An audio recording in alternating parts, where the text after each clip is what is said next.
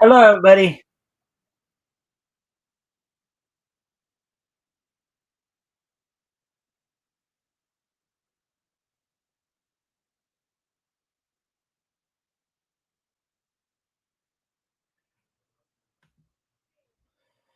All right, welcome to the Mikestand. Today, of course, is Friday, September 26th, 2025.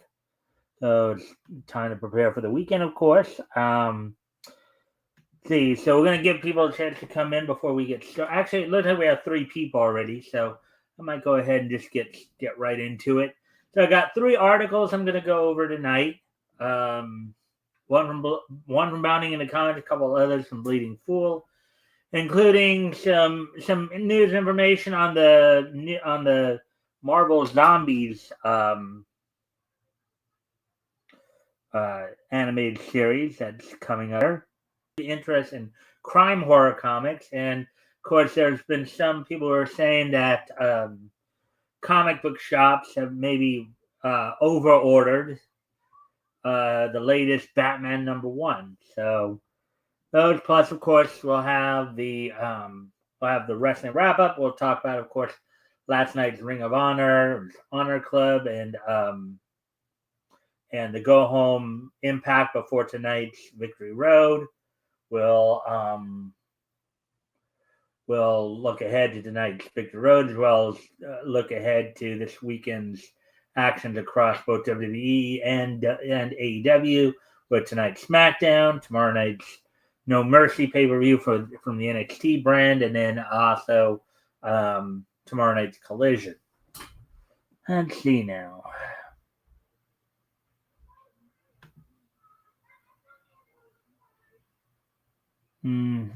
Yeah, they're being a little buggers again. All right, well, let's see if this will help.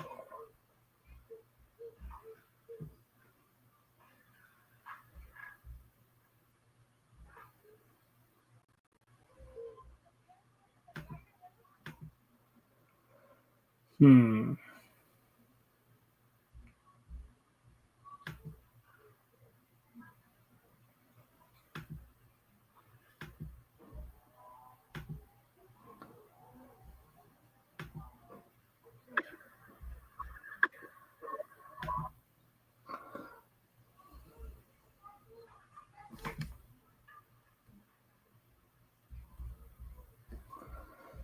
All right, all that pans out. Okay, of course, a friendly reminder to everybody, if you guys haven't already, you guys can help out by liking and sharing the stream. See if we can get some more friendly people to engage. That'd be appreciated. Also, if anything here grabs your attention, feel free to comment and or ask questions, and I will try to answer the questions to the best of my ability. So with that, why don't we go ahead and get started then with our material here for the night. Let's get into our first article as soon as I pull it up.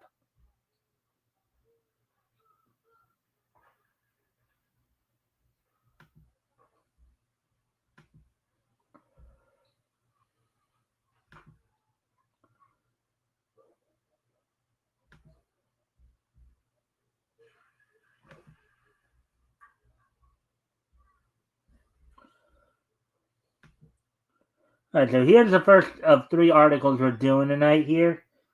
So here we go. Let's get right into this. Marvel Zombies, originally developed as animated film, but plans change things to Spider-Man. Article by the Spencer Paculi, published today. So let's see how all this goes. Of course, we did an article, I believe, yesterday or the other day on Marvel Zombies as well. They were talking about how the series was not going to be at least paying as much attention apparently to the source material. So let's see what's going on here. So, in a stark reminder that the Marvel Cinematic Universe is unfortunately less organic in its storytelling than even Marvel Comics' current output, Marvel Zombies showrunner Brian Andrews has revealed that while he originally intended for the Undead Outing to be released as a full-length animated film. He was unfortunately forced to develop it as a Disney Plus series in order to follow up on Spider-Man's story.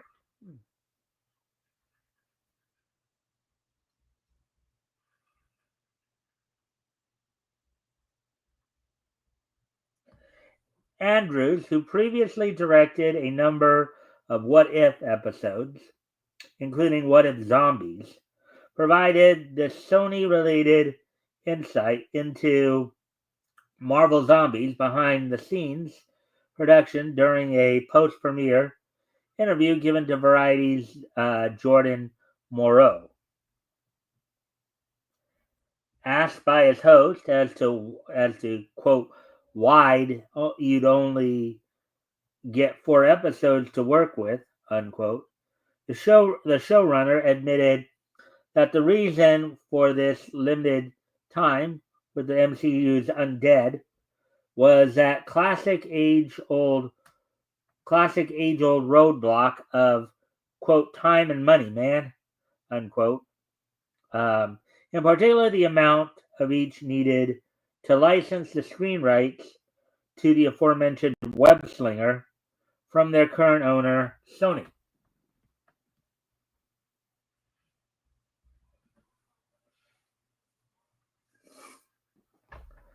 So since Sony owns Spider-Man, the Spider-Man film rights, um, and Disney does not, Marvel does not, it's probably so. Quote, it's hey, this is all you got, in small brackets. We're like, oh bleep, all right, and smaller quote. We were creating a thing and didn't know what the limit was going to be. Then they're like, and small quote, oh no, no guys, and small quote, quote. Then we thought, well, let's make it a movie, on smaller quote.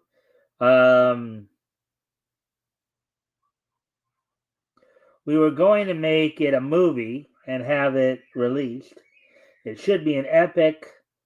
It's going to be 2.5 hours long. It's going to be amazing. But there were contractual issues because of Spider-Man in it. So there are Sony rules that come into play.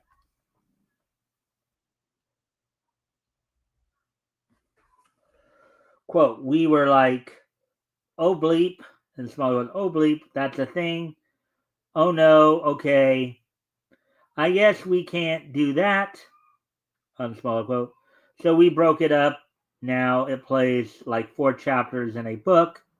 Even with the chapters, it would have been awesome if we had more time to make each installment a little bit longer, just so we could milk those quiet moments a bit longer. Well, basically, it looks like some of the licensing issues were kind of gumming up their works or gumming up their plans, as it were.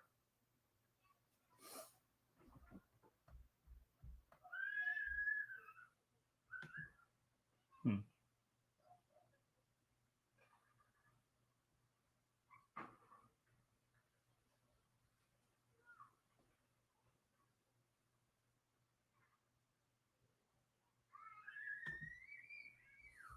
So, quote, we tried to put in as much as possible, and it moves at breakneck pace.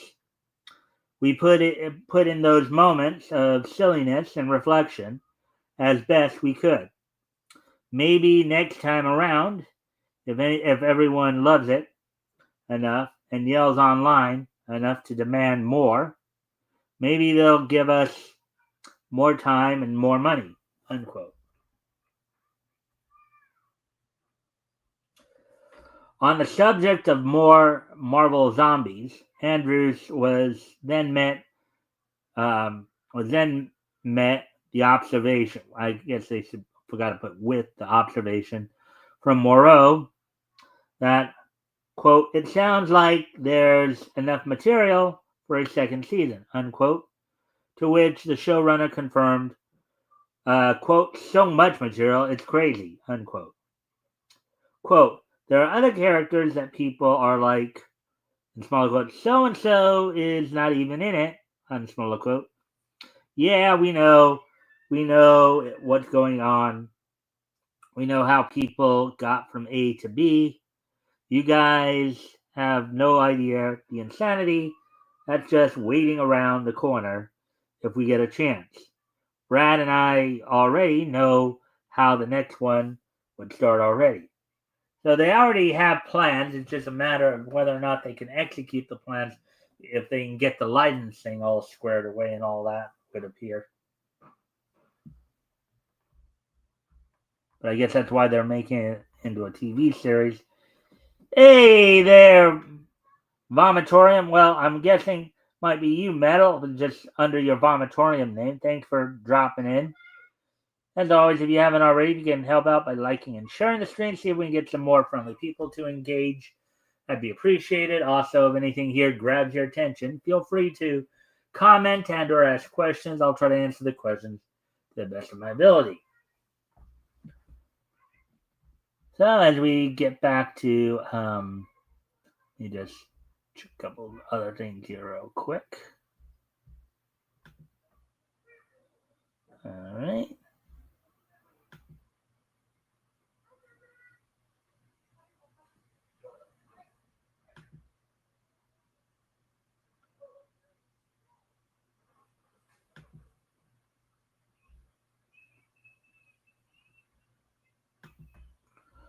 All right, so, quote, our original idea was more medieval fantasy. It was set so far after the different kingdoms, fiefdoms, and ruling factions have grown. So some of our old guard would be old. We were doing crazy bleep. Brad wisely said people want to see their favorites and not see them so crazy. We rolled it back and didn't time jump so far forward, unquote.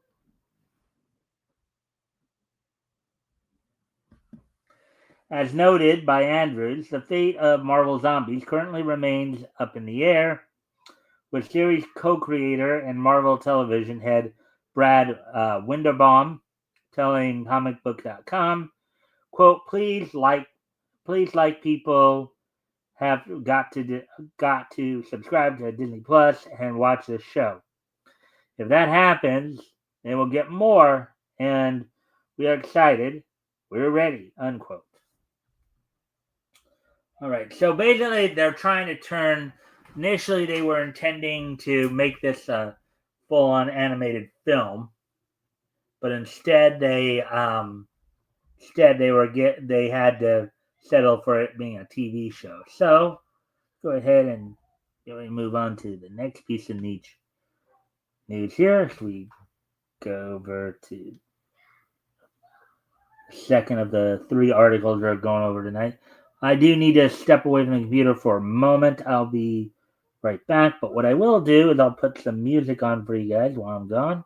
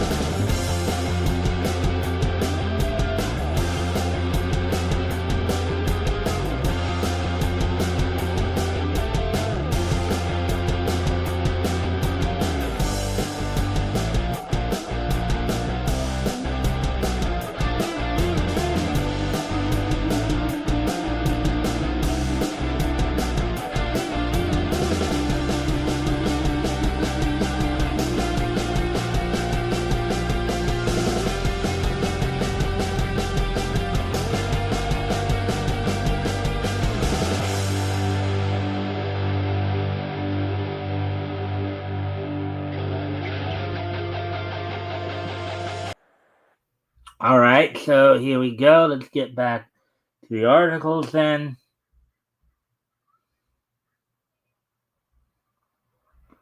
Of course, I find the cursor here.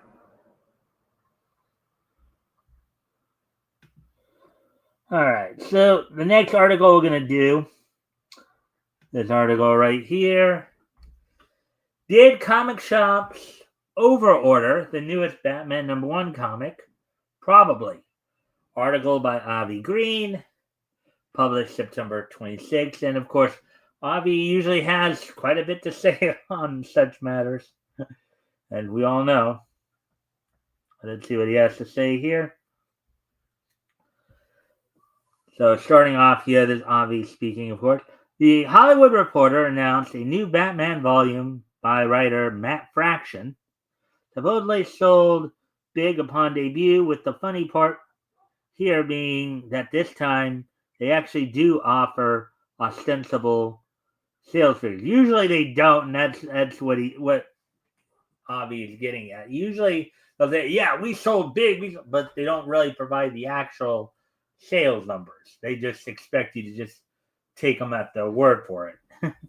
Anyways, this is from the article that Avi's referencing. So the publisher announced Thursday that its Batman #1, a relaunch of the Caped Crusader by writer Matt Fraction and artist Jorge Jimenez, has sold over 500,000 copies.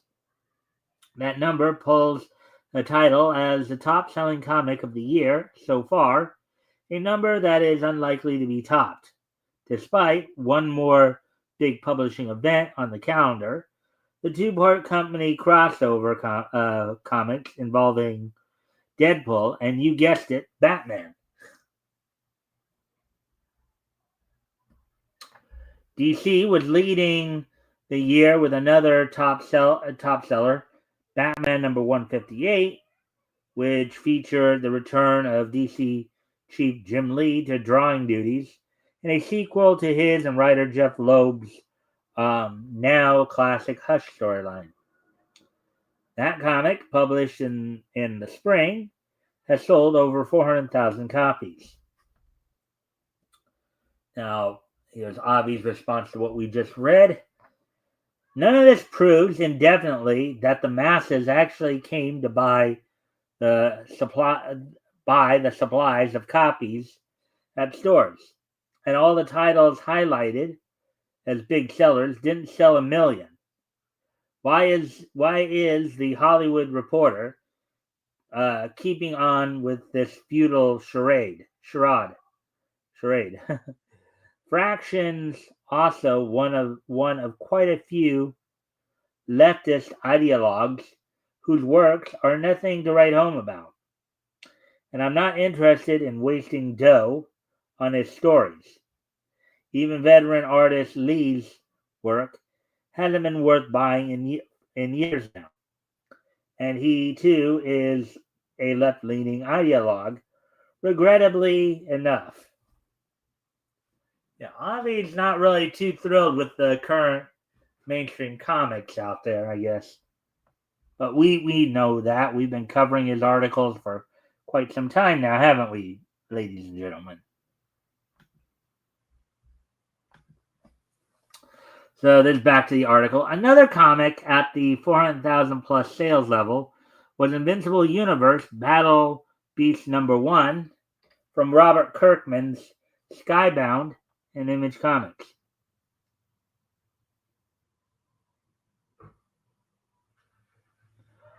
Let's see. And Avi's response to that statement: that's no different a sum from the rest, and chances are that didn't actually sell beyond the store's ordering levels.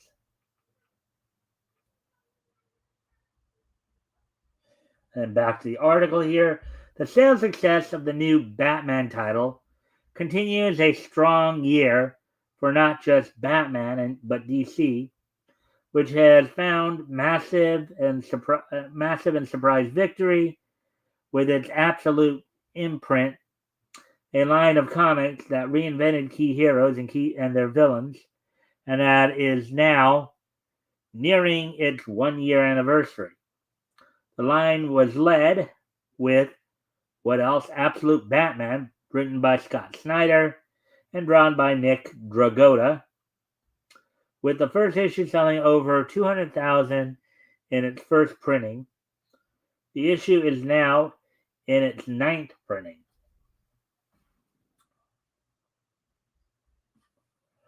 Almost all the Absolute titles have gone to multiple printings, with even the comics featuring lesser-known heroes such as Martian Manhunter selling in the six figures with the debut issue.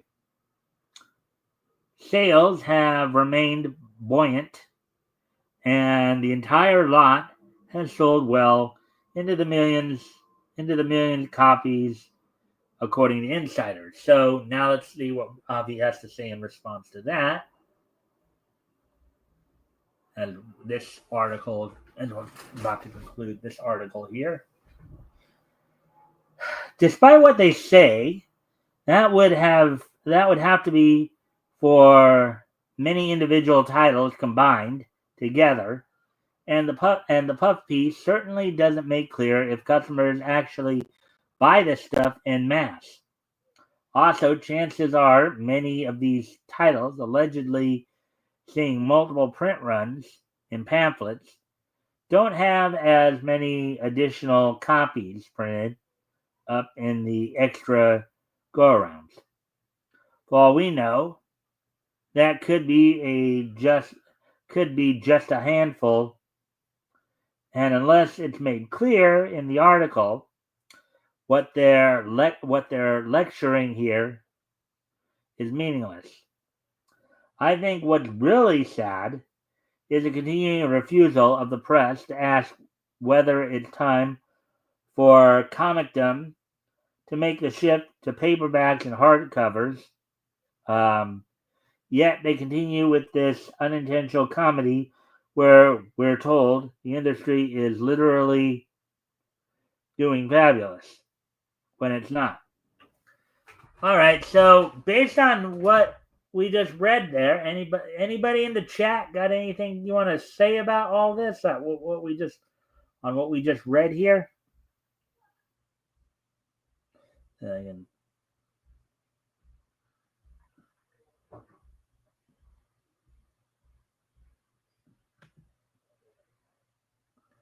Anybody got anything you want to say, whether it be in my Rumble or my YouTube chat?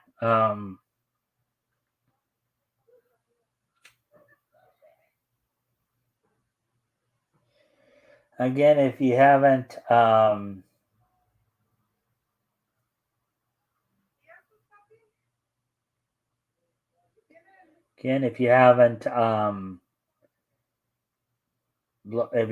yet, if you guys can help out by liking and sharing the stream, see if we can get some more friendly people to engage, that'd be appreciated. Also, if anything here grabs your attention, feel free to comment and or ask questions, and I will try to answer the questions to the best of my ability.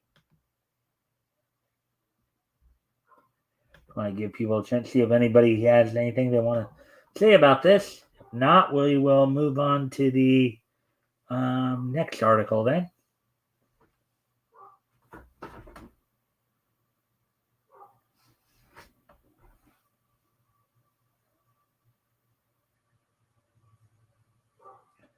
And it would appear nobody's got anything to say on this, so we will now go ahead and move on to the next article then.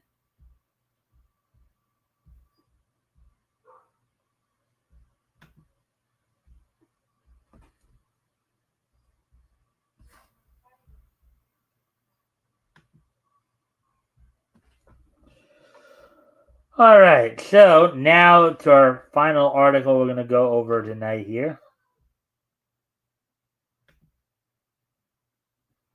Last article we're going to go over here. From Al Capone vampire to Dead Inspector Vaughn resurrects crime horror comics. Article by Chris Braley, published today. Oh, look at that gruesome look. Dang.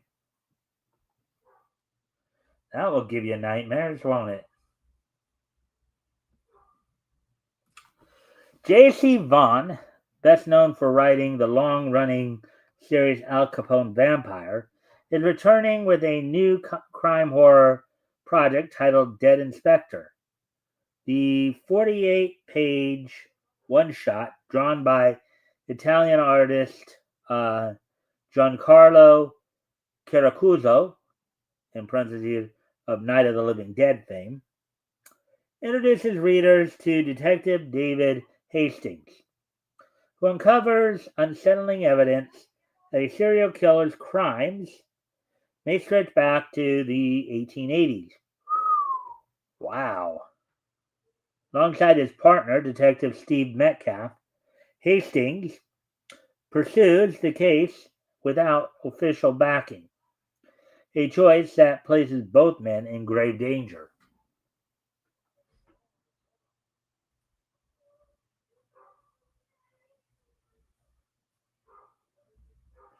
Oh, there! Look at that. There's the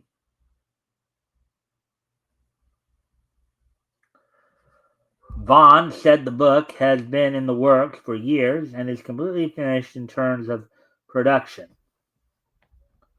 You see if anybody's saying anything on this yet. No, yes, not.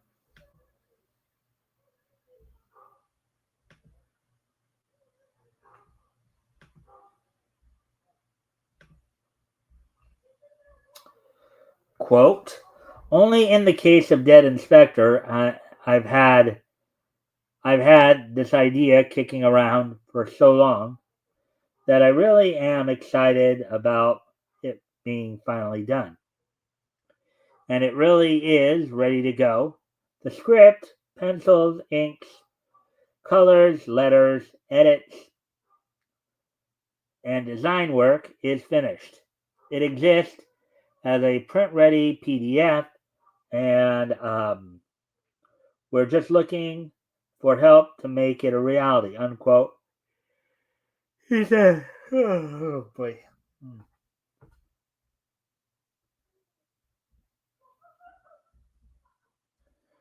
There's something interesting there.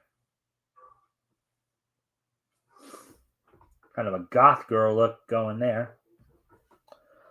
The comic features a team of international collaborators. Caracuzzo's daughter, Flavia, handled colors, while Mindy Lopkin lettered the book. Editing came from Jason Odom, with design by Don Guzzo. Industry veteran Sean Sipple served as producer, and Mark Haynes created graphics for the crowdfunding campaign and promo video. Take a look. Oh, here's some of the stuff we're talking about here.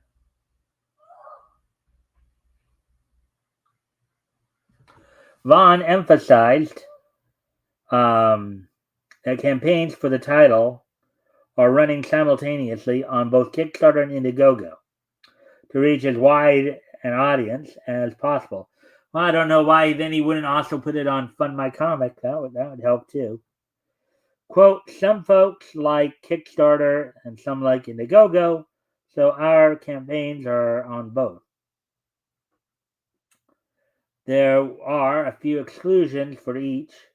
In this case, there'll be stretch goals, but over otherwise, the campaigns are very similar, unquote, he explained. The project includes 3 variant covers from different artists, which Vaughn praised for their contributions. Quote, Giancarlo and Flavia really delivered on the moody atmosphere I wanted to create for this one shot. Everyone else really stepped up. Each of our cover artists simply killed it on this project. And I do need to go off camera here for a moment. I'll be right back, but I'll put some music on while I'm gone. So I'll be right back.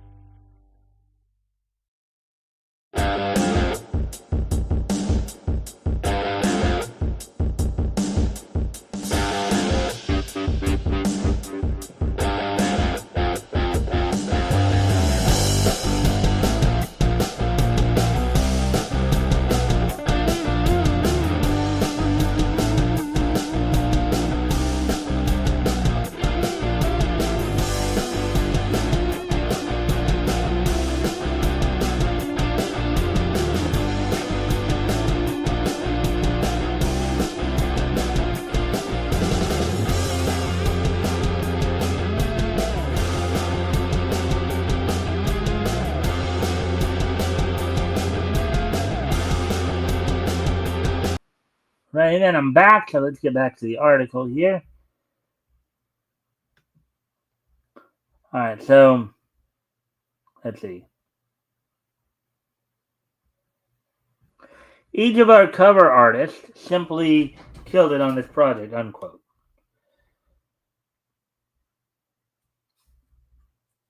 So readers can preview the first 9 pages of Dead Inspector for free online.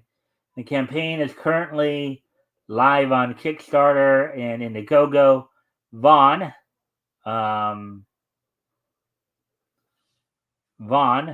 has previously worked on comics such as 24, Stargate SG-1, and Zombie Proof. Also serves as the vice president of publishing at Gemstone Publishing, making Dead Inspector his latest addition to a broad catalog of genre storytelling. All right, so there we go with that.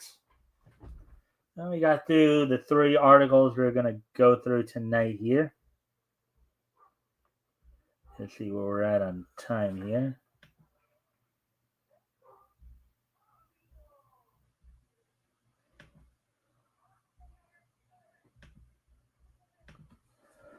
So 34 minutes. All right. So yeah. So I think I'm going to move on to the wrestling wrap up, as it were. We're going to, as I said, take a look back to last night's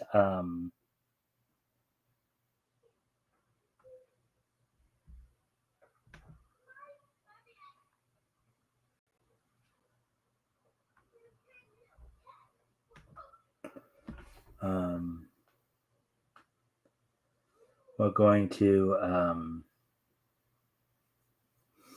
go ahead and move on to the wrestling wrap up. As I said, look back to, of course, last night's Ring of Honor and Impact shows. Of course, go home pack before tonight's Victory Road. We'll look ahead to tonight's not just a Victory Road pay-per-view, but also WWE SmackDown. Look ahead to tomorrow night's No Mercy pay-per-view and tomorrow night's AEW Collision. So with all that being said, why don't we go ahead and get started here. And I said. So we're gonna first look to Ring of Honor first. And try to link, basically link everything along, as it were. So on last night's Ring of Honor on Honor Club, coming from the 2300 Arena in Philadelphia, Pennsylvania, the show opened up with a world title proving ground match, as Bandito staved off the challenge of Dralistico of LFI, as had Dralistico either lasted 10 minutes time limit or had won the match, he would have earned a title shot at Bandito's Ring of Honor world title.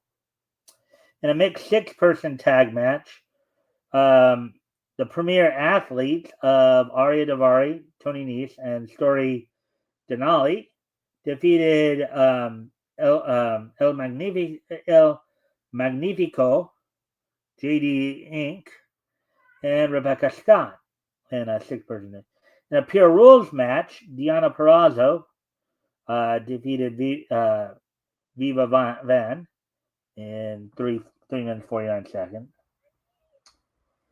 In a match for the interim women's world television, as Red Velvet right now is injured, so they, in the interim, Mina Shirakawa is being recognized as world television title. When Red Velvet comes back from injury, then they'll challenge each other to see who will. Which I think the whole concept of interim titles is dumb. It's just no. You should just stripped her.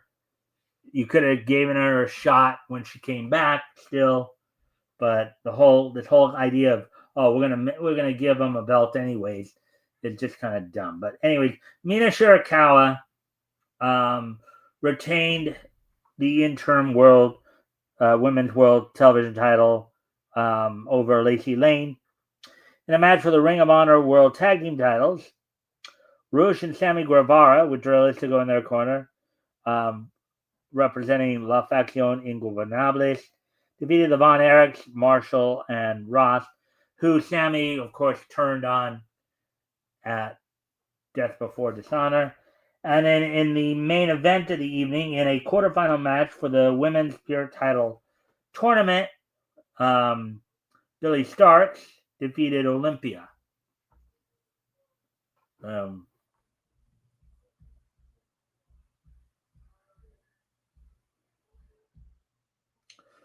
that's all that happened there on Ring of Honor. So now we're going to get ready to move on to last night's Impact.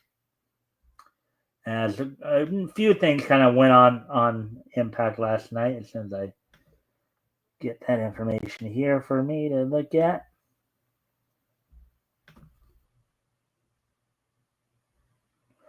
So on last night's Impact, the show opened up with a tag team match in which two guys who would actually be facing each other tonight for the X Division title, I believe, at Victory Road, Leon Slater and Cedric Alexander, team to defeat the Rascals of Trey Miguel and Zachary Wentz.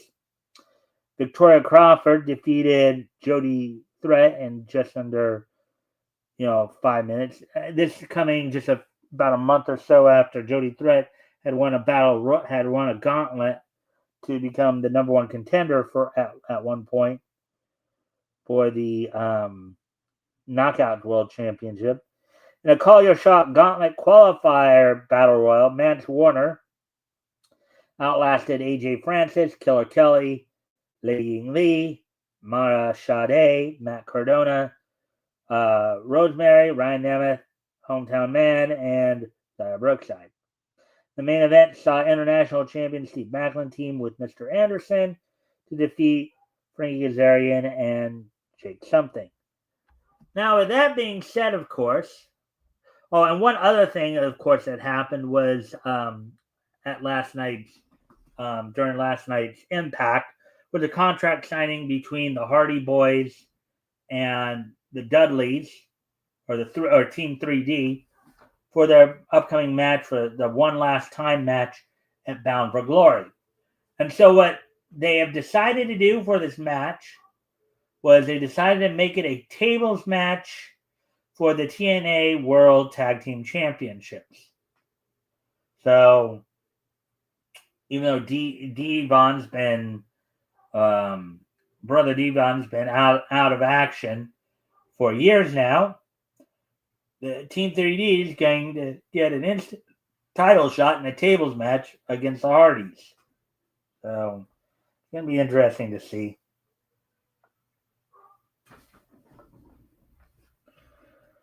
So now, anyways, getting ready to move on to, so now moving on to tonight, looking ahead to tonight. Well, first, of course, look at what's going down at Victory Road.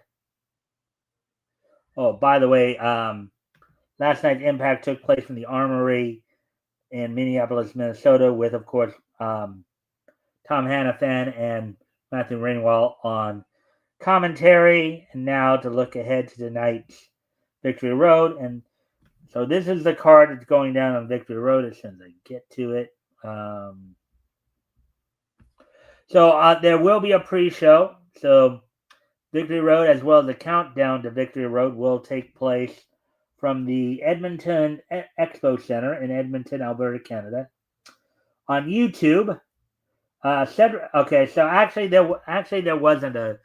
I was actually thinking last event, actually, I guess, Slammiversary, I guess, that I was actually thinking of, or Cedric Alexander too. But on the pre-show here, Cedric Alexander will be taking on Trey Miguel and Zachary Wentz in a three-way match on the Countdown show. And then on to the main pay-per-view itself, as it were. Also coming from the Edmonton Expo Center in Edmonton Expo Center in Edmonton, Alberta, Canada. Tonight on pay-per-view on TNA Plus, the show is set to open up with Eric Young taking on Joe Hendry in a singles match. Mike Santana looks to get some revenge on Ridge Holland, who jumped him behind on last week's Impact. And then Matt Cardona is set to team with the Hometown Man, take on the Nemeth, Nick and Ryan Nemeth. In a match for the International Championship, Steve Macklin will be defending against Frankie Kazarian. Mustafa Ali is set to take on Moose. Leon Slater will actually be defending the X Division title against Myron Reed, actually. That's right, because remember a few weeks ago, Myron Reed won a four-way match to earn the shot against Leon Slater, against, of course, his two Rascals teammates, Trey Miguel and Zachary Wentz and Jake something. And then in the main event of the evening, for the TNA Knockout World Tag Team Championships, Heather and M by Elegance of the Elegance brand will be defending the TNA Knockout World Tag Team Championship against the Inspirations, Cassie Lee and Jesse McKay. Personal Concierge will be in their corner. So, of course, no Masha Slamovich tonight, as you all know, as we've been talking a little bit about the last few days, what's been going on there. No Trick Williams. Now, of course, Trick Williams is set to defend the TNA World Championship in a couple weeks at Bound for Glory. But anyways, that's all we got for Victory Road tonight. So now we're going to go ahead and move on to looking ahead to tonight's SmackDown, as it were.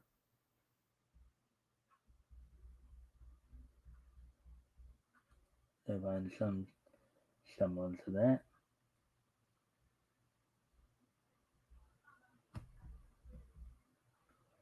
Looking ahead to tonight's SmackDown, as it's the first SmackDown coming off of the WrestlePalooza pay-per-view, which was quite heavily panned, as it were.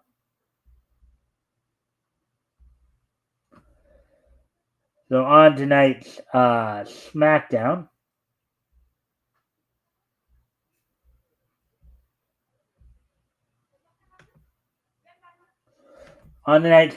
airing on the USA Network from the Kia Center in Orlando, Florida. Matches that are already announced, of course. Julia teams with Kiana James to take on B-Fab and Michin. In a triple threat match, Tiffany Stratton will be defending the WWE Women's title against Nia Jax and Jade Cargill. And then Sami Zayn is set to have another open challenge for the WWE United States title. So that's all going down on tonight's SmackDown. So now we're going to look ahead to, of course, look ahead to tomorrow. Well, actually, hold on. I should have probably, let me go back there. Back too far.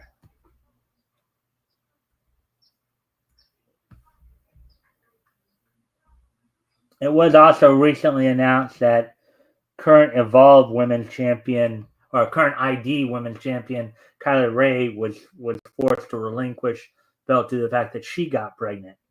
This, of course, coming about 6 weeks after Naomi had to make a similar decision with the W Women's title. So, anyways, looking ahead to tomorrow night's No Mercy pay-per-view as well for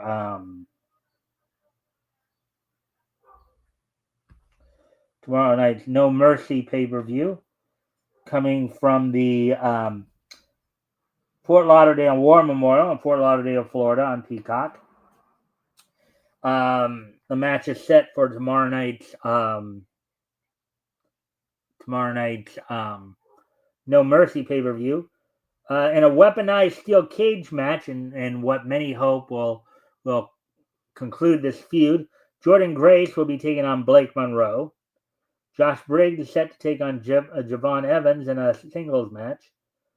Sol Ruka, with Zarya in her corner, will be defending the WWE Women's Speed title against Lainey Reed, who earned that title shot by going through the tournament across a few episodes of NXT.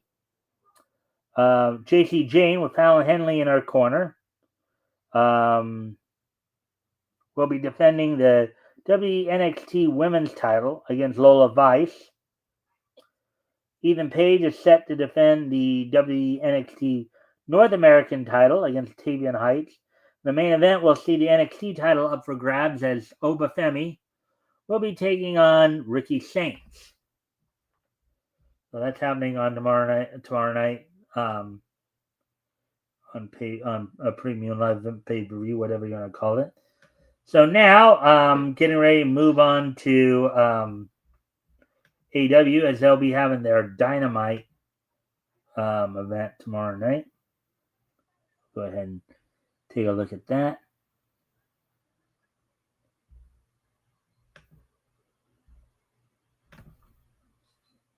Not Dynamite, but Collision, not Dynamite.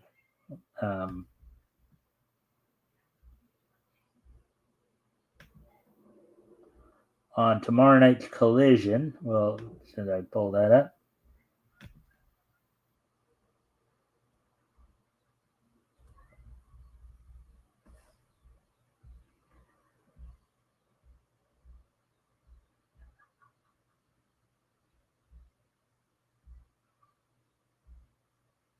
and like Dynamite will be having its 6-year anniversary coming up this coming Wednesday on October the 1st. And we'll be checking that out. But on tomorrow night's Collision, coming from the Marshall Health Network Arena in Huntington, West Virginia, the home of Marshall University, I believe. Already signed for the evening. You'll see Jamie Hayter will be taking on Julia Hart of the Triangle of Madness. Anthony Bowens and Max Caster will be teaming up again, to take on the tag team of Swirl, Blake Christian and Lee Johnson. Eddie Kingston teams with Hook to take on Big Bill and Brian Keith, as Eddie Kingston, in his return from injury, got the victory, I believe, on Big Bill at this past All Out. Kyle Fletcher is set to defend the TNT title against Commander. So that's all we got for the wrestling wrap-up for you guys. So now, with all that being said, with today being, of course, Friday, September 26th, 2025, let's go ahead and take a look back. This day in each history. History! So 65, 2005, and then 2010 and 2010.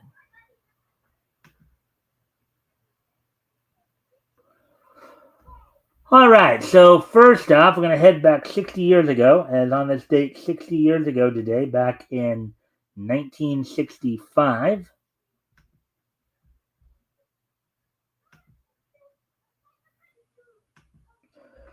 Dell Comics Red Rider Ranch the 145th issue of Red Rider Ranch magazine from Dell went on sale on this date back in 1965.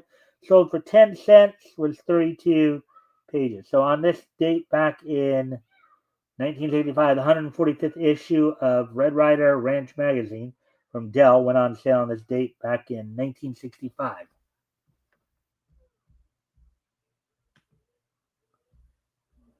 Then after that, moving ahead to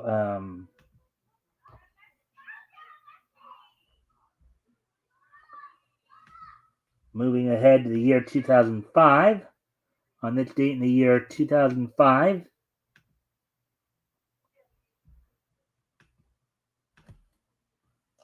WWE held its Monday Night Raw event from the Heart of Texas Coliseum in Waco, Texas. Main event of the show saw Carlito and Chris Masters defeat John Cena and Shawn Michaels in a tables match.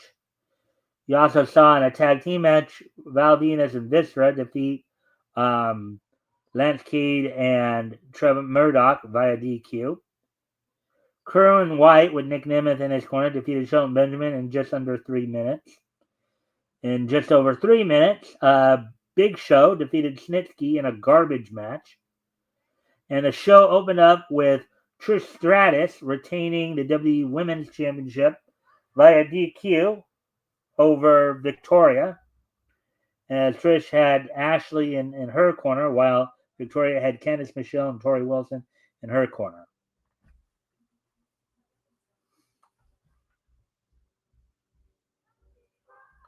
So now with that being said, as we get ready to move on to so that happened 20 years ago today. WWE held its Monday Night Raw event from Heart of Texas Coliseum in Waco, Texas.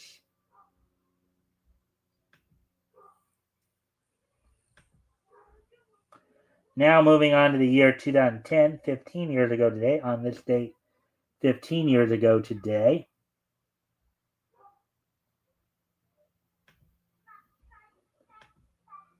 The following shows premiered on this date 15 years ago on Sunday, September 26, 2020, or 2010.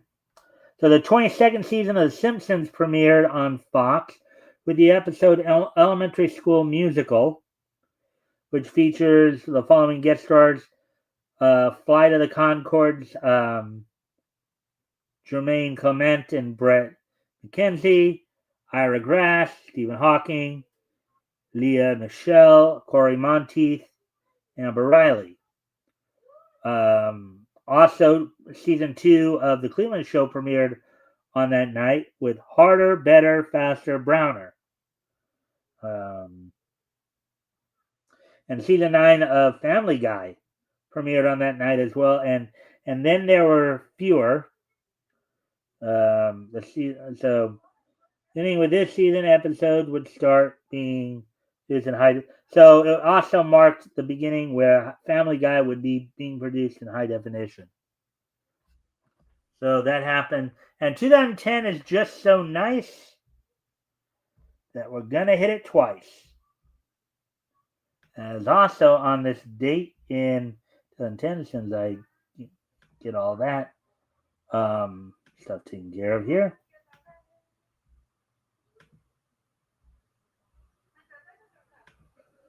Also on this date in the year 2010, Studio Dean's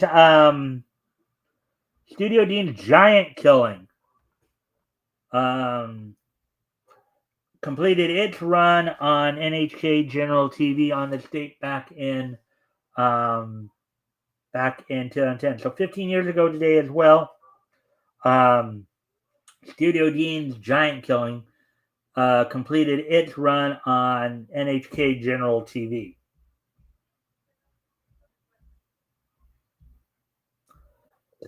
So, with that being said, of course, let me just. I thank everybody for being here. Of course, we'll be back here on Sunday. We continue our look down Comics History Lane. I'll be joined by Rick Piper, who will be taking a look back at comics that went on sale in June of 1940 from Quality. So with that, I thank everybody for being here, and I hope to see everybody back here on Sunday. Bye.